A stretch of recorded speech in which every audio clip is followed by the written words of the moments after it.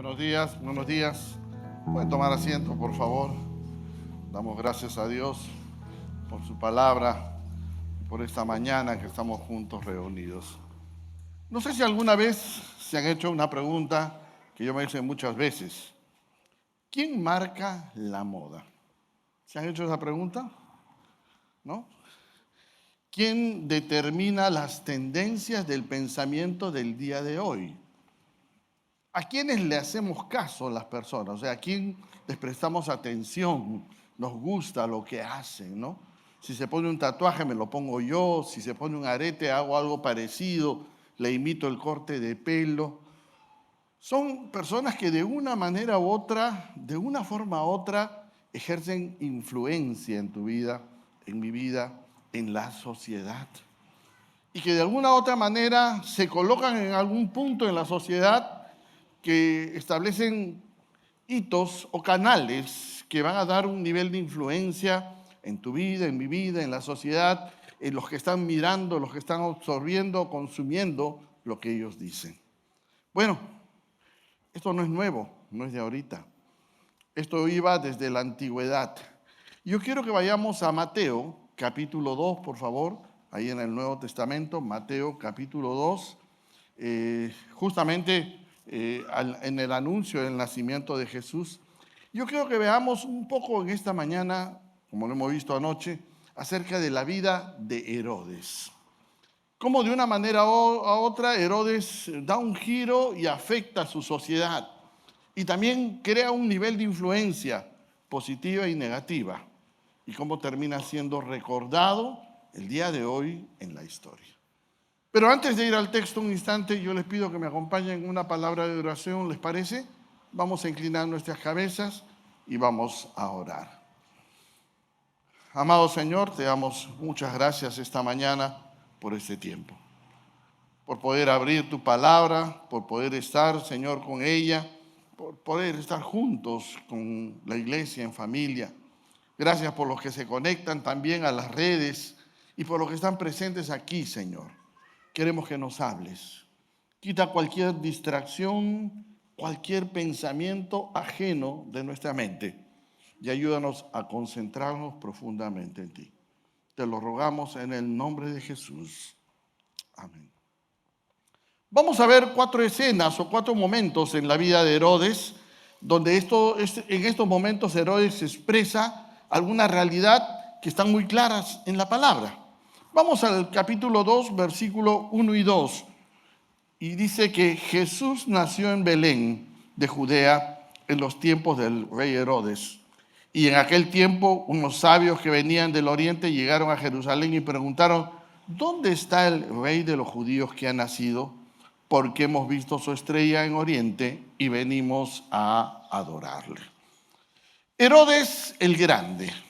Ese es el título de este Herodes que está aquí. Tenemos que distinguir que en la Biblia se presentan varios Herodes.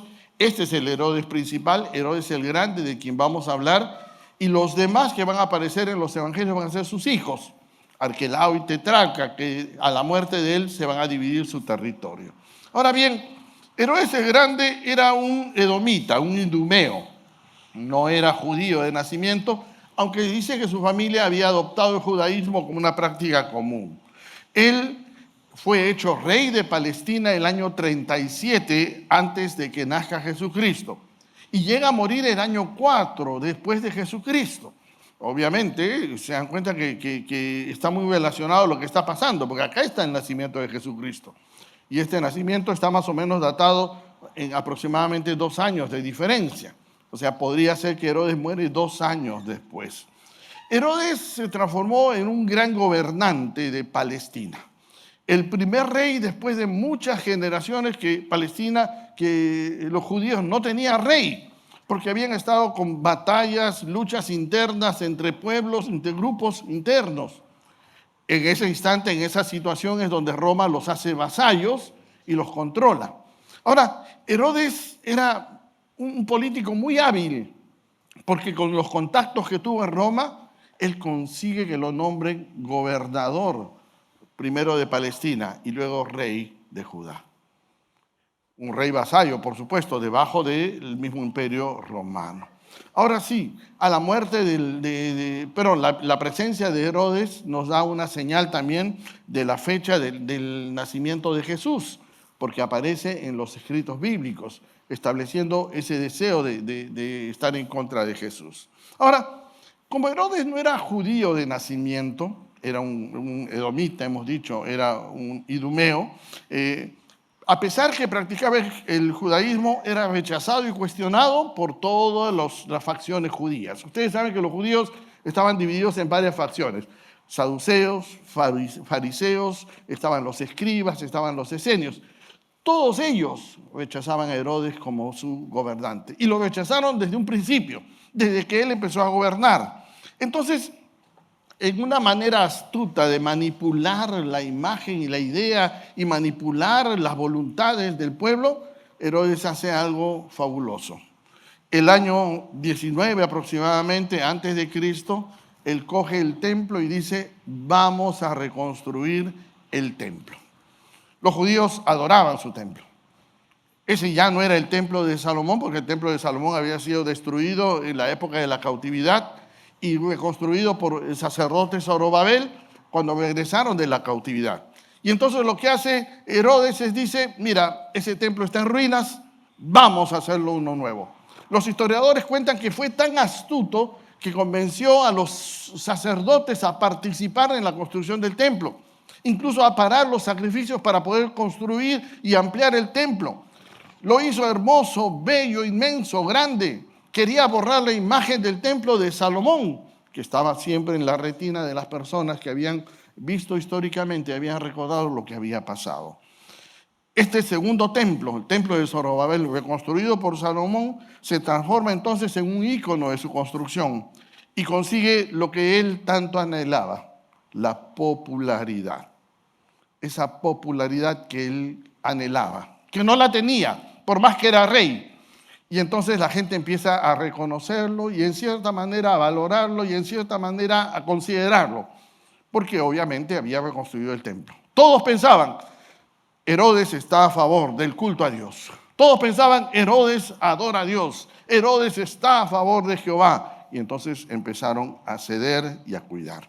Pero su verdadero objetivo, ¿cuál era? Su verdadero objetivo era justamente cuidar su reino. Él sabía que si seguía entre sospechas, si seguía con la oposición de todas esas facciones judías, tarde o temprano Herodes iba a caer. Entonces, lo que quería es ser aceptado y lo logra a través de la reconstrucción de este templo. Vamos a un detalle más. ¿Se acuerdan ustedes? Ahora, lo más seguro es que muchos de ustedes dirán, bueno, ¿qué tiene que ver Herodes conmigo hoy día, no? ¿Te acuerdas esa frasecita que hace unos años caló en nuestra sociedad que dice, roba pero hace obras? ¿Se acuerdan de esa vil frase? Que lo único que hacía es describía esa dicotomía que existe entre la política y la moral, ¿no? Roba pero hace obras. Votemos por él porque roba a pesar de que hace obras a pesar de que roba. Y definitivamente era justamente eso. Ahora, Herodes era ese símbolo, era justamente eso. Hoy en día pasa lo mismo. Hay muchos hombres y mujeres, y déjame decirte que en estos meses van a aparecer más con las elecciones políticas, en los medios que usan frases cristianas, versículos cristianos, que usan conceptos cristianos, con tal de ganar el favor tuyo, de sacar provecho tuyo, de que tú le des tu apoyo, tu voto, tu voluntad, de alguna manera u otra. En Internet encontramos cantidad de esos, cantidad de piadosos y fieles que cantan, oran, alaban a Dios, levantan las manos en alto, hablan incluso hasta en hebreo y en arameo, tratando de engañar y seducir a un público cautivo que lo único que hace es prender su dispositivo y consumir eso. Y esos son señales de los últimos tiempos. Mira lo que está diciendo el apóstol Pablo ahí en 2 de Timoteo, capítulo 3, versículo 1 al 5. Por favor, un instante. Él está hablando de esta realidad y dice, también debes saber, y Pablo lo está hablando, le dice a Timoteo, debes saber que en los últimos días verán tiempos peligrosos, que habrá hombres amantes de sí mismos, avaros, vanagloriosos, soberbios, blasfemos, desobedientes a los padres, ingratos, impíos, sin afecto natural, implacables, calumniadores, intemperantes, crueles, aborrecedores de lo bueno, traidores, impetuosos, envanecidos, que amarán más los deleites que a Dios, que parecerán muy piadosos, pero negarán la eficacia de la piedad. A ellos evítalos. Mira qué interesante que Pablo le dice eso a Timoteo, que era prácticamente su asistente pastoral, quien se estaba quedando con su iglesia en Éfeso. Y le dice, mira, evita ese tipo de personajes que de una manera u otra se están metiendo por los costados de la vida de la iglesia. Y esa realidad que sucedía hace 2000 años sigue sucediendo hoy en día. Y más, con mayor facilidad a través de las redes sociales, a través del internet, a través del YouTube, a través de todos esos vínculos que nosotros prendemos y consumimos, sin darnos cuenta, sin discriminar lo que nos dicen, creyendo de que nos van a bendecir y olvidándonos que ese no es el camino, que esa no es la forma. Y ese tipo de personas, hermanos, pululan hoy en día en las redes sociales. Están desesperados de obtener tu favor, están desesperados de obtener tu atención, tu cuidado, porque ellos viven de eso. Eso para ellos es importante. Y si tú les das eso, le estás dando la vida. Herodes reconstruyó todo un templo para obtener el favor de la gente. Hoy en día hay gente capaz de hacer de todo en las redes para obtener el favor tuyo. Vamos a un segundo aspecto acerca de Herodes. Continuemos nuestra lectura y ahora vayamos al versículo 3, 4 y 5 del capítulo 2 de Herodes. Hemos visto que en los tiempos del rey Herodes aparecen estas personas. Ahora veamos lo que dice el versículo 3. Cuando el rey Herodes oyó de estos sabios que preguntaban acerca del rey, se turbó y toda Jerusalén con él. Convocó entonces a todos los principales sacerdotes y a los escribas del pueblo y les preguntó dónde había de nacer el Cristo. Y ellos le dijeron, en Belén de Judea, porque así está escrito por el profeta.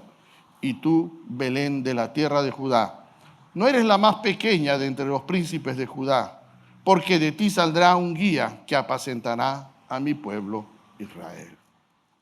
¿Qué pasó? Cuando le traen la pregunta a Herodes, ¿dónde está el rey que ha nacido, el rey de los judíos? Herodes dice, ¿y yo? Yo soy el rey de los judíos. ¿Y qué pasó? ¿Dónde está? ¿Dónde está? ¿Quién viene? Y entonces empieza a acordarse de la profecía. Era una profecía, en realidad era la suma de varias profecías, no era una sola.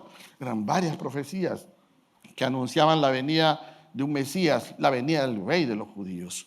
Entonces se turba, dice, mi reinado se acaba. Piensen en esto, Herodes había hecho todo lo imposible, había hecho todo lo necesario e innecesario para mantenerse en el reino. Los historiadores dicen que incluso había matado a una de sus mujeres y a 2 de sus hijos, porque obviamente él temía que le quitaran el reino. Se había camaleonado, se había disfrazado de piadoso y había reconstruido el templo, había convencido a los sacerdotes a que le ayuden en esa reconstrucción.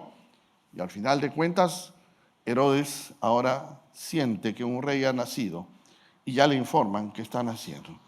Él averigua y le dice, en Belén de Judea, y su corazón se turba. Un corazón turbado es un corazón afectado, un corazón dañado, un corazón herido. ¿Cuál era su propósito? Él hace un plan y dice, bueno, vamos a diseñar un plan, vamos a ver cómo mantenemos frente a esta amenaza. Su objetivo era aferrarse lo más posible a su posición de rey, aferrarse a lo más posible a lo que él era su reinado, a lo que él manejaba su reinado. No solamente quiere sostener su posición de rey, a él no le interesa si venía de Dios o no. A él no le importaba si era de Dios esto o no. A él lo que le importaba es que él siga siendo rey y punto. Y punto. ¿Sabes? Es lo mismo que está pasando hoy en día. Estos influenciadores de hoy en día lo que quieren es fidelizar a sus seguidores. ¿No? ¿Has escuchado esa frasecita? Suscríbete a mi canal, ponle dedito arriba, marca la campanita. ¿No has escuchado eso? ¿No? Y claro, tú, todo ovejita, lo haces, te suscribes al canal, le pones el dedito arriba, marcas la campanita de tal manera que cada vez que el tipo produce algo nuevo, te llega el mensaje a ti y tú también vas a escribir y lo encuentras. Porque es eso, es crear una fidelización hacia ellos, una influencia permanente, continua de todos sus pensamientos, de todo lo que dice. No hay pensamiento crítico hoy en día. No hay la agudeza de preguntarnos, ¿de dónde sale esto? ¿Quién dice aquello? ¿Por qué lo dice? ¿Cómo es que llega a esa conclusión? Les cuento una ilustración, no la conté ayer, pero la voy a mencionar hoy día. Hace unos meses me llegó un WhatsApp de un hermano que le habían mandado el WhatsApp donde había un informe de YouTube de que habían encontrado vestigios de la sangre de Jesús. Mira, vestigios de la sangre de Jesús. Entonces, cuando apenas lo leí, yo dije, oye, pero si se hubiera encontrado eso, habrían datos históricos. ¿De dónde sale esto? Entonces traté de investigar un poquito, nada más, rapidito.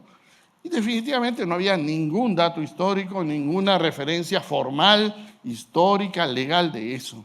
Entonces yo le escribo y le digo, hermana, esto no tiene dato histórico. Y me dice, me lo pasó el pastor fulano de tal, de algún sitio. ¿Te das cuenta? Y así corren los medios. Y obviamente lo que consumes lo vas creyendo. Ese es el problema. Y el problema es simple, que en lugar de sentarnos hoy en día frente a la palabra de Dios, a leerla, a conocerla, a aprenderla, a entenderla y a aplicarla a nuestra vida, reemplazamos el consejo de Dios por el consejo de estos influenciadores. Porque es mucho más fácil prender mi dispositivo y escuchar lo que Él me dice y creer lo que Él me dice que yo descubrirlo en la palabra. Que yo abrirlo y entenderlo, que yo abrirlo y aprenderlo, que subrayarlo y marcarlo. Ahora, lo más seguro que alguno de ustedes me dirá, pero pastor, pero a veces leo y no entiendo la Biblia. Hermano, hay cantidad de versiones. Versiones simples, versión popular, versiones sencillas que nos van a ayudar a eso. Pero el tema es que tú te tienes que sentar y aprender la palabra de Dios. Continuemos con nuestra historia de Herodes. Por favor, el tiempo me está ganando. Hemos visto ahora ya a Herodes turbado porque se ha anunciado que el rey de los judíos está llegando. Obviamente el temor propio de perder su reino lo está amenazando. Y vamos al versículo 7 y 8, vamos al versículo 7 y 8 para poder mirar lo que está pasando. Después de que se turbe Herodes, mira lo que dice el versículo 7. Luego Herodes llamó en secreto a los sabios para saber de ellos el tiempo preciso en que había aparecido la estrella. Los envió a Belén y les dijo, vayan y averigüen con sumo cuidado acerca del niño. Y cuando lo encuentren, avísenme para que yo también vaya a adorarlo. Después de escuchar al rey, los sabios se fueron y la estrella que habían visto en el oriente iba delante de ellos hasta que se detuvo sobre el lugar donde estaba el niño. Qué interesante y qué astuto este tipo de Herodes. Definitivamente era un gobernante muy inteligente. Después de que averigua el lugar con los sabios y los que leían las profecías, él agarra y llama a estos sabios de Oriente que había escuchado. Los invita a su palacio. Él había construido no solo el templo, había construido palacios, había construido lugares muy hermosos. Era un gran constructor, ¿no? Y definitivamente él los llama, los invita, seguro que los sirve en una mesa y les dice, miren, ¿saben qué? Hemos averiguado y ya sabemos dónde van a ser el rey de los judíos. Va a ser en Belén de Judea. Yo me imagino que los sabios de Oriente inmediatamente agarraron, escribieron la dirección, guardaron en su WhatsApp todas las informaciones, empezaron a mandar información a los demás, el dato dónde estaban, listo. Entonces le dice, mira, cuando ustedes vayan y lleguen ahí, avísenme, porque yo voy a ir a adorarles. Mira, versículo 8. Los envió a Belén y les dijo, vayan, averigüen con sumo cuidado acerca del niño y cuando encuentren, avísame también para que yo también vaya a adorarlo. Ahora pónganse a pensar un instante, analizando toda esta realidad de Herodes. ¿Ustedes creen que Herodes iba a adorarle? Estos sabios de Oriente venían con oro, con incienso y con mirra. Lo más seguro que Herodes tenía una bomba molotov ahí lista para llevarle al niño. Lo más seguro es que su intención obviamente no era adorarle, pero lo que él quería era nuevamente manipular a esas personas para obtener información. Manipular a estas personas para obtener la información que él quería. Herodes empieza a mostrar su corazón, empieza a tramar un homicidio. Los llama en secreto, les habla, los busca, les dice y le empieza a preguntar, avísenme, yo voy a ir a adorarles. Pone de nuevo esa apariencia de piedad que seguro puso cuando me construyó el templo. Pone esa imagen de que yo voy a ir a adorar y voy a ir a mostrar lo que ellos quieren. Y definitivamente los dirige a Belén, la dirección correcta. Les da el dato correcto, los dirige a Belén, les dice, mira, vayan y cuando lleguen allá me informan. Lo único que quería Herodes era el dato exacto para saber dónde. Acuérdense que estamos hablando de 2000 años atrás, donde no habían muy fácilmente ubicar direcciones, coordenadas y todo eso.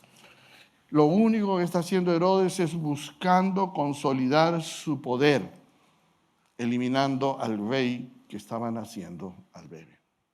Sencillo, simple. No tenemos que inventar nada porque está claramente ahí. ¿Sabes? Hoy en día no sabemos cuáles son las intenciones de aquellos que buscan manejar nuestras opiniones. No las sabemos y hay que ser muy honestos con ello. Pero lo que sí sabemos muy claramente es que no son sus intenciones el de acercarnos a Dios, sino que consumamos sus productos, que aceptemos lo que ellos dicen, que les pongamos el dedito arriba y que nos suscribamos en sus canales, que hagamos lo que ellos quieren que hagamos y que les agrada. Permítame ilustrarlo como lo hice el día de ayer en la noche. Hace unos años atrás, un poco antes de la pandemia, apareció un colectivo social que estaba reclamando acerca de las políticas del gobierno, políticas educativas del gobierno. La razón posiblemente era muy válida. ¿Se acuerdan los colores rosado y celeste? No voy a decir los nombres para que nadie se sienta ofendido.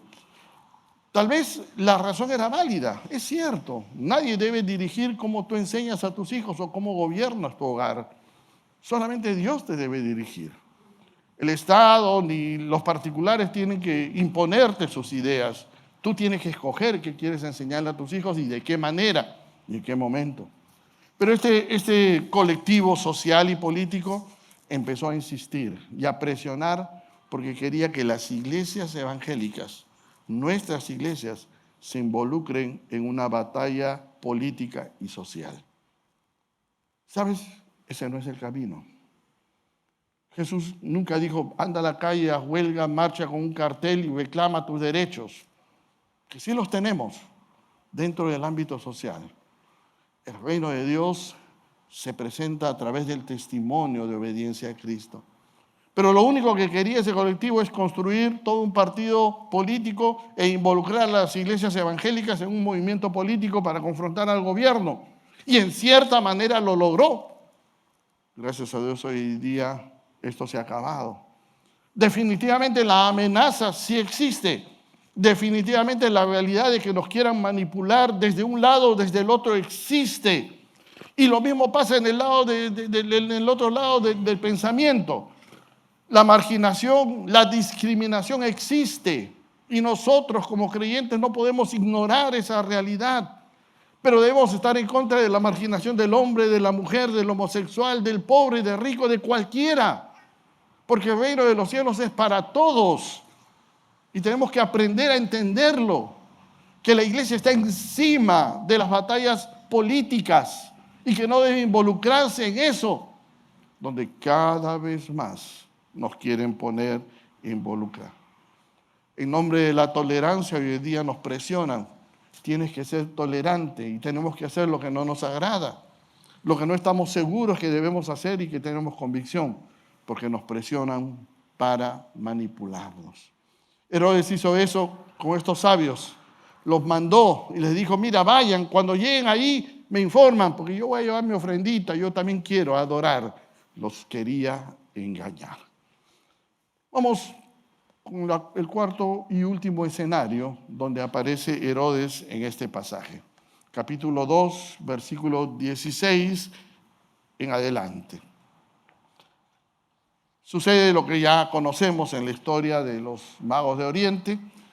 En el versículo 13 se dice que 12 dice que en sueños fueron advertidos, ¿no?, los sabios, y no volvieron donde Herodes para anunciarle, sino que se fueron por otro camino. Mira, Dios es astuto, mandó un ángel para proteger al niño y le dijo a los sabios: no vayan de nuevo por donde está Herodes, váyanse por otro camino. No le informen a Herodes, y seguro que Herodes estaba pensando, diciendo: ¿cuándo me van a informar dónde ir? Yo tengo un plan para ese niño.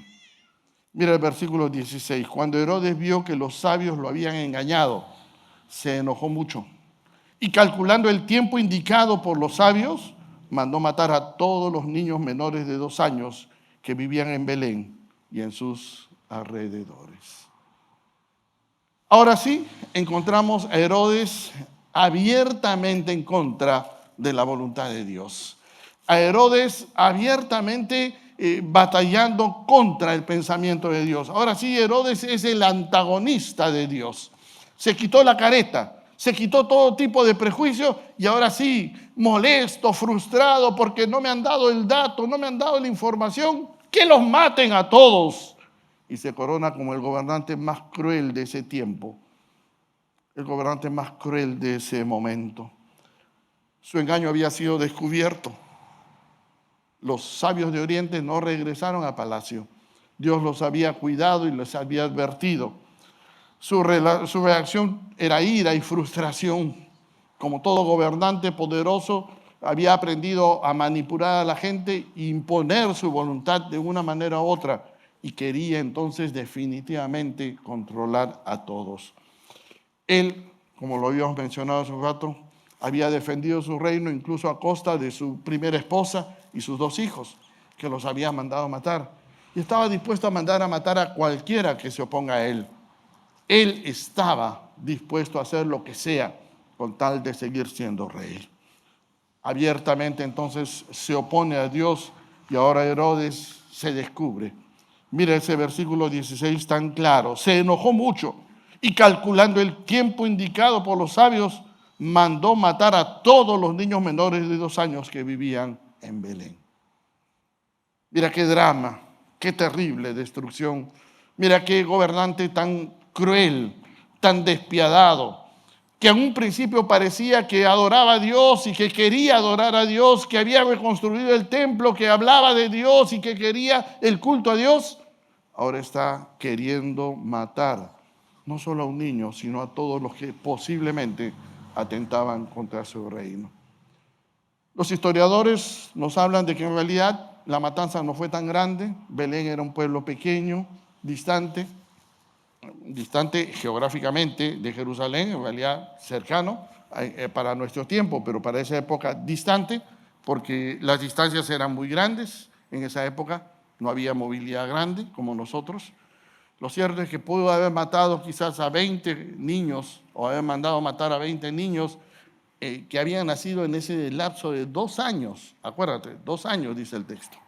Pero lo cierto es que Herodes se quitó la careta y se mostró como el monstruo que es, el monstruo que está queriendo manipular a los demás. Está queriendo mantener sus propios deseos, su propio pensamiento, su propia forma de actuar por encima de los planes de Dios y de la voluntad de Dios. Déjame terminar y aterrizar todo esto en la realidad de hoy en día. Los Herodes de hoy en día son los que con mentiras y con engaños quieren imponernos sus ideas, imponernos su reino en nuestras vidas. Lo hacen a través ahora de la televisión, del YouTube, del internet, del cable, de las películas, del cine, de las series y la televisión. Ahora, yo no te estoy diciendo eso para que chapes tu televisor y lo quemes o botes tu laptop y la tires. No, no, hermano. Eso de ninguna manera es lo que quiero decirte. Porque vivimos en este mundo, Dios nos ha puesto en este mundo. Lo que quiero decirte es que debemos que pararnos un instante y empezar a pensar qué estamos recibiendo en la vista de nuestros ojos y distinguir lo bueno, lo malo, lo propio y lo impropio, lo adecuado y lo no adecuado. Que no te dejes engañar porque aparece un hombre que dice gloria a Dios y tú crees que es creyente, o el otro pone la música de un cantante cristiano y tú dices aleluya, él es cristiano o parece cristiano. No, hermano, la realidad es distinta. Nos quieren manipular, nos quieren presentar una imagen de lo que no son. Y todo lo que aparece en esos recuadros de pantalla están construidos, elaborados, con planes y propósitos específicos para controlar tu vida, para que tú tengas ideas fijas sobre ciertos momentos. Mira lo que dice Judas en el único capítulo que escribe ahí al final, un poquito antes de Apocalipsis, en el capítulo 1, el único capítulo de Judas, versículos 3 y 4. El apóstol Judas, hermano de Jesús, nos dice en su texto un llamado dramático para este tiempo. Un llamado dramático para tu vida y para mi vida.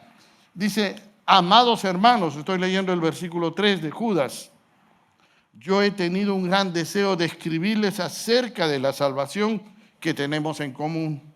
Pero ahora me encuentro en la necesidad de escribirles para rogarles que luchen ardientemente por la fe que una vez fue dada a los santos.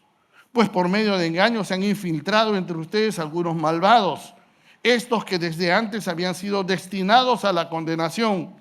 Convierten la gracia de nuestro Dios en libertinaje y niegan a Jesucristo, nuestro único soberano y Señor. ¿Sabes qué está diciendo Judas? Judas te está diciendo que la fe no es un viaje fantástico lleno de cantitos, alabanzas, promesas y versículos donde tú le reclamas a Dios que te haga el bien y tú haces lo que te da la gana. Eso es lo que la gente hoy en día está creyendo que es la fe. La gente viene al templo, viene al culto, viene a la iglesia pensando que así se gana el favor de Dios y pensando que ahora Dios le debe un favor. La gente piensa que la fe es un lugar donde tú vas a recibir todas las bendiciones de Dios. Y Judas está diciendo literalmente que luchen ardientemente por la fe que fue dada a los santos. ¿Sabes qué significa eso? Que la fe es una batalla diaria, hermano. Una batalla tuya y una batalla mía por mantenernos firmes ante Dios, frente a una sociedad que está ajena a Dios, frente a una filosofía que nos aleja de Dios, frente a un pensamiento que no tiene nada que ver con Dios y que todo el día bombardea nuestros ojos y nuestros oídos. Y claro, nosotros nos discriminamos, no nos damos cuenta y creemos lo que nos dicen, creemos lo que nos manda fulano, lo que nos manda mengano, el enlace de sotanito y el pastorcito fulano, que después escribe en el YouTube y dice, no, yo me equivoqué, hice tal profecía y no, ahora sé que no es verdad, yendo y viniendo. ¿Te das cuenta? Y eso es lo que está diciendo Judas. Lucha, hermano. Tu fe no es un tiempo de vacaciones. Tu fe no es un tiempo de descanso. Tu fe no es ir tocando la guitarra y mirando al cielo. Tu fe es una batalla para mantenerte firme frente a Dios. Y si tú no tienes esa batalla, déjame decirte que posiblemente no tengas una fe. No te engañes tampoco a ti mismo. Posiblemente estás pululando en la iglesia, caminando, leyendo de vez en cuando algunos versículos, pero no tienes una fe profunda y genuina. La corrupción, la mentira, la sensualidad, la inmoralidad, el aborto, ya no son realidades del futuro, son realidades del presente. Son las cosas que vemos todos los días en la calle, en los noticieros, en la política. Y todo eso nos está atentando y nos está reventando en la cara, porque hemos tomado la fe como un viaje de vacaciones, donde mientras más feliz yo me sienta, más cómodo yo voy a estar. Y me olvido propiamente de que mi fe es una guerra y una batalla para mantenerme firme a los pies de Dios. Hoy día, es necesario distinguir los engaños del diablo y son cada vez más difíciles. Escúchame, hermano, escúchame, hermana. Distinguir los engaños del diablo cada vez son más difíciles. ¿Te acuerdas que el diablo se viste de qué dice la Biblia? ¿De qué dice Pablo? De ángel de luz. Entonces aparece bonito, cantando coritos y canciones lindas, diciendo aleluya, gloria a Dios y haciéndote que engaños. ¿Y sabes por qué? Porque no hemos vuelto a la palabra de Dios. Y hoy es tiempo de regresar a las Escrituras, de abrir el texto de la Biblia, de sentarte y pelear con la Biblia y descubrir lo que Dios quiere para tu vida y para la mía. Ahora queremos todo masticadito, queremos todo envasadito, que nos den el devocional en YouTube, que nos manden el devocional los pastores, que nos digan todo. Claro, es más fácil, es más cómodo. Pero ¿y tu fe? ¿Crece? ¿Cuántos años de creyente tienes? ¿Cuánto tiempo de cristiano tienes viviendo de la misma manera, sin entender lo que Dios quiere para tu vida, sin distinguir lo que Dios está haciendo de ti? Es tiempo de regresar a las Escrituras, a una búsqueda profunda pero sencilla de Dios, sin gritos estrambóticos, ni extremas críticas a los demás, porque algo que yo estoy mirando es que todo el mundo está criticando a los demás, tratando de decir, fulano es creyente y fulano no es creyente. Eso ni tú ni yo lo sabemos, eso solo Dios lo sabe. Sin acusar a nadie, con un corazón dispuesto, sincero, presentarte delante de Dios, dispuesto a escuchar su voz, que Él hable a tu vida, para que cambie tu corazón, como el mío, que necesita ser cambiado. Herodes se transformó en una influencia negativa en su tiempo. Herodes quedó grabado en la historia como el hombre más cruel, el asesino de niños, simple y llanamente por aferrarse a su reino, por engañar y mentir, por estar ajeno de Dios. Y el peligro hoy en día es caer en manos de esos influenciadores que están a la vuelta de la esquina, que están a unos pasos de nosotros, con el deseo simple y llanamente de envolverte, de engañarte, de darte experiencias que tú estás anhelando, que tal vez nunca tuviste, pero que definitivamente no son lo que Dios quiere para ti. ¿Por qué no volvemos a Dios, hermano? A su palabra, a la Biblia, al escrito está, a lo que Dios quiere decirte a ti, a mí, a lo que Dios ha puesto aquí para ti, para que tú conozcas lo que Dios quiere para ti y le podamos obedecer y vivir para su gloria. ¿Te animas, hermano? ¿Te animas? ¿Sí? ¿Se animan ustedes? Vamos a ponernos de pie, por favor, ahí en nuestro lugar. Vamos a inclinar nuestras cabezas. Vamos a tener un momento a solas con Dios para que tú le digas a Dios, Señor, yo quiero acercarme a ti. Quiero que tú me hables. Quiero, oh Dios, que tú seas la principal influencia de mi vida.